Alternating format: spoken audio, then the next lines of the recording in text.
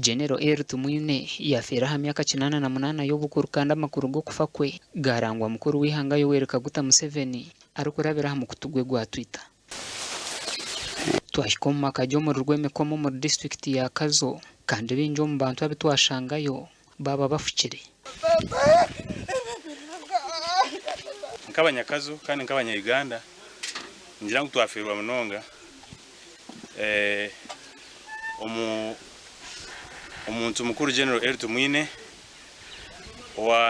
wahiriye amagaraje akazo mu kishaka akarwana na bagenzi be abantu 27 kandi bakasingura urutaro obusinge bw'ihangerine ayineho mukono muhango so twatunga amakuru go kufa kwe mukashesheka hati nka district nkihanga tufereirwe nka UPDF ningira bafereirwe kandi naitwenka ng'abanyabuzaare twaferwa cyangwa munonga firidwa nyonga ngafa abavuka becyaro kino kubanga badde muntu murungi atutwara ng'abana be atenga mwana gwafe era kinyo cyetumujyemo era tufiridwa nyufina abatura butwagambaho nabo ebi nibyo bagamba ha mugenzi. About him is that he has supported most of the orphans, like some of the sons of his brothers.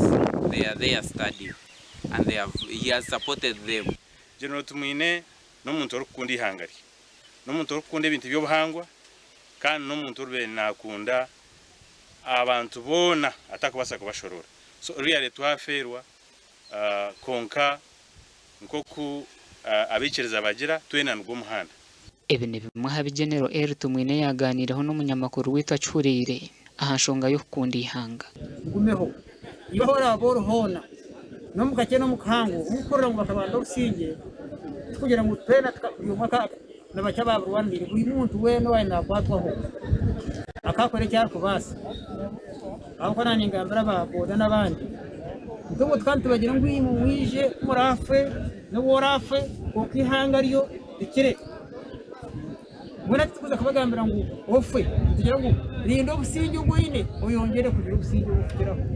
Gen.Elly Tumwine akabaho umudumizi w'amahe yabaho umujwekero w'amahe mwishengero yaba minister w'ibyo kwerinda kandi ubwahate abira ryo muhabuzi wa mukuru w'ihanga. In self defense and in defense of the public to use maximum force where necessary, that whether you like it or whether you don't like it. Gasha kwa Richard Nahabwe.